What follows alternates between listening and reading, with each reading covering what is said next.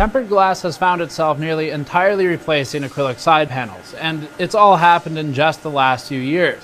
We visited the leading tempered glass factory for electronics while in China, founded by a company that started with tempered glass for furniture and spawned an entire standalone new factory entirely dedicated to phones and computers. Although Cooler Master brought us to this third-party factory, the same company makes the glass panels for Thermaltake, whose panels we saw lying around, for the new Asus cases, and for the famous Lianli O11 Dynamic. Walking into the factory saw us immediately presented with the O11 Dynamic, but also with curved glass panels that are currently in prototype phases that might be used for future products. These curved panels are considered trade secrets and are so difficult to make, like the ones on the C700M by Cooler Master, that the factory won't even let Cooler Master, the client, see how the panels are made. If you've enjoyed our factory tours, the absolute best way to make sure we can continue to afford these expensive international trips is to support us via the GN merch store. You can pick up GPU artifacting shirt designs for $20, GN's critically acclaimed mod mats, now available in both large and medium GPU teardown sizes, blue-tinted beer glasses with gold rims, and 3D laser-etched glass statues with GN's anniversary teardown logo, each containing a high-detail design with MOSFETs, fans, and VRMs hidden within. Support these tours at store.gamersnexus.net or click the link below. This factory is widely used in the industry, so it's commonplace to see glass made by competing case manufacturers all in the same place. The factory produces about 5,000 pieces of tempered glass for electronics every 8 hours, often working 2 shifts for 12-hour days, but also produces high volumes of glass for furniture next door. The first step in the tempered glass factory is to move giant sheets of untempered glass made by another supplier to a station where the panels can get cut to size. Each sheet weighs about 45 kilograms or nearly 100 pounds and is moved in large groups by ceiling-mounted cranes. Operators secure the crane straps to each side of the glass bundle, then relocate the glass to the cutting station. The glass next needs to move into a cutting machine. For safety reasons, and because it's so heavy, this is automated with a large machine that's on rails. The machine rolls toward the glass and uses about 9 suction cups to grab the glass. The glass is rotated to be horizontal, then a series of wheels roll it into a conveyor belt, which then moves it into the cutter. A diamond saw is used to cut a small incision about halfway deep into the glass pane, with the cuts pre-programmed depending on what's being made for each day. Oil is poured in front of the diamond blade as it moves, helping cool down the tool and create a smoother cut. The panel is slid down the table, which has embedded air vents to help move and lift the glass. It's exactly like an air hockey table in this way. The glass is guided down to an operator who manually splits the glass into the respective squares and then shelves them for further movement down the line. The factory was kind enough to allow us to try this process. Despite working with glass, the diamond saw cuts make it trivial to break the glass into the final pieces so that the cuts are clean and any unintentional breaks are rare. Leftover glass from these cuts is thrown into a dumpster, which can then either be brought to a third party that can dispose of it or recycle it, depending on the use case.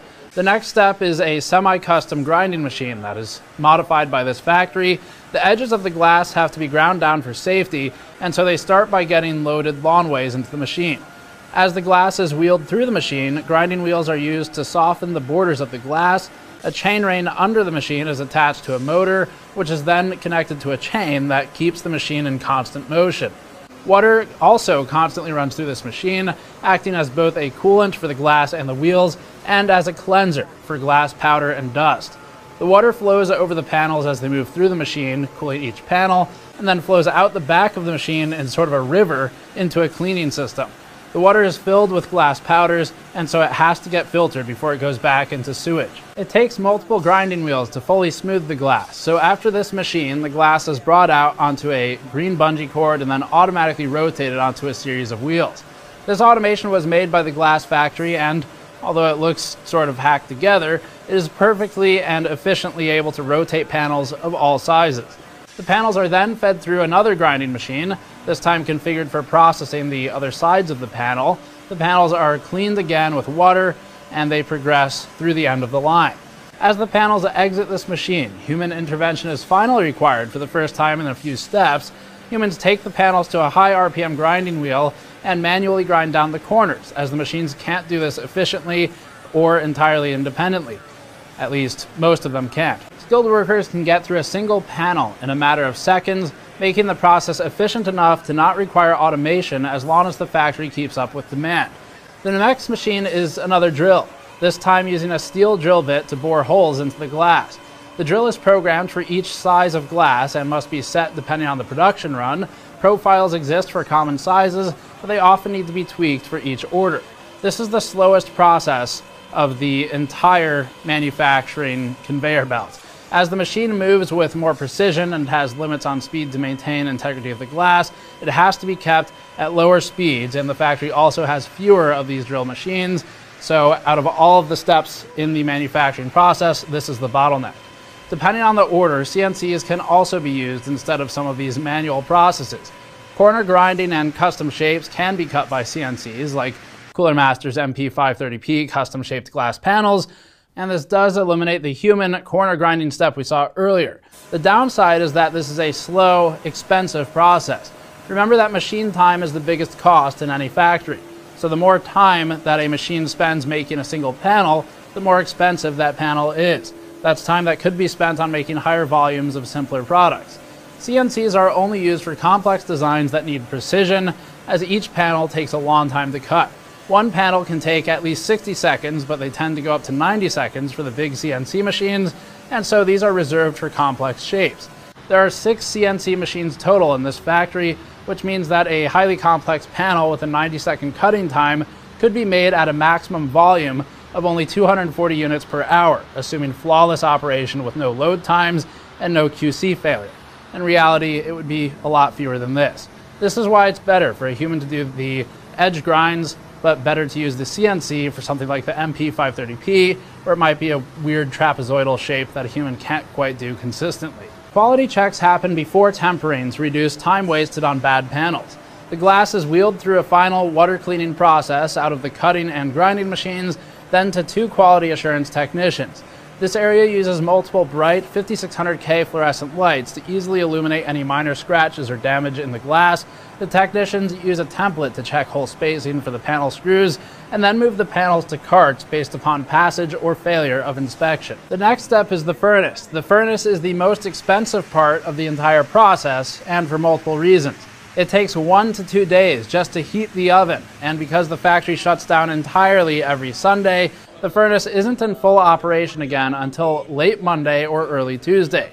This slows production, but for cost and safety reasons, it's better to turn the furnace off when the factory is completely unmanned.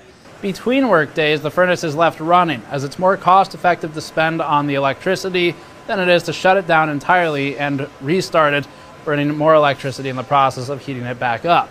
As for the furnace itself, it's about 30 meters long and costs 800,000 RMB, or about 120,000 US dollars as of March 2019.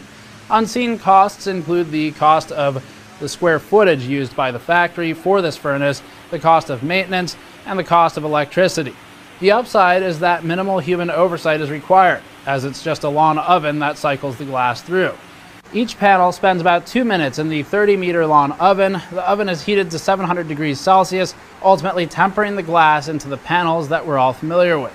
The factory was kind enough to open the furnace for us to see inside, but we could only open it momentarily as the heat rapidly escapes and can cause slowdowns in production. Wheels turn internally to pull the glass through, and if you're looking closely, you can see that they reverse directions multiple times to keep the glass in the furnace for longer. Shattered glass can be found on the floor beneath the furnace. This is from glass panels that might have had microfractures internally, and so they could not survive the tempering process.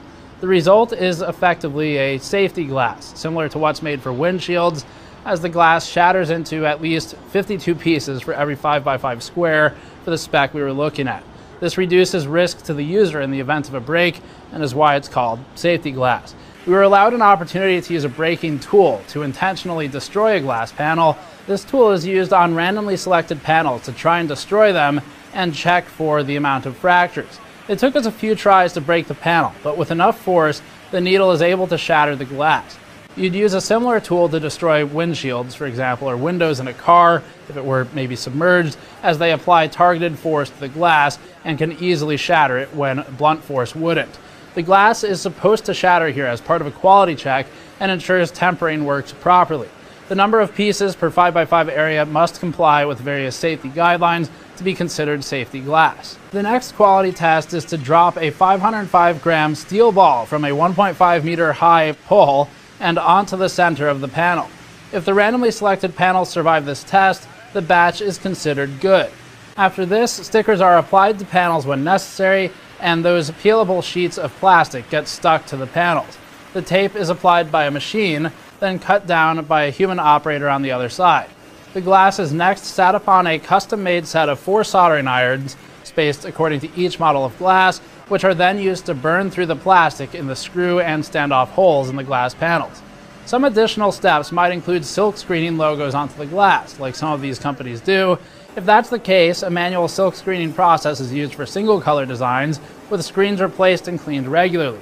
The glass must then go through an oven at 200 degrees Celsius to bake the ink. If the manufacturer uses multiple colors for its logo, the glass is instead sent through an automated silk screening machine, which is capable of producing 3,000 pieces per day. This is more expensive to configure and is only used for multicolored designs. Finally, the end steps are to buff and polish the units. Some defects, like minor scratches, can be buffed out of the glass so that the glass doesn't go to waste. Machines will move the glass onto conveyor belts and clean the pieces one final time, and QC operators can do a final inspection and polishing as needed. The defect rate will depend entirely on the company buying the panel. Cooler Master has strict quality control requirements for some of its panels, which results in about a 5 to 10% rejection rate for panels used on its mainstream cases. Some of those panels can be fixed in the buffing steps, but the rest must be thrown away. Other cases or companies with fewer QC requirements would have a lower defect rate. It depends entirely upon how strict the companies are, and stricter requirements, of course, result in higher costs because there's more waste. This factory is working on prototyping new designs, like printing inside of tempered glass and bending the glass. Despite glasswork being an ancient trade, it's still regularly advancing to fit the needs of new computer and mobile phone products, all of which this factory makes. That's it for this tour. As always, you can support our factory tours directly by going to store.gamersnexus.net. This is a great way to help fund the expensive trips internationally to do more of these types of videos. You can also go to patreon.com/gamersnexus to help us out directly, or subscribe to watch more content. Thanks for watching. We'll see you all next time.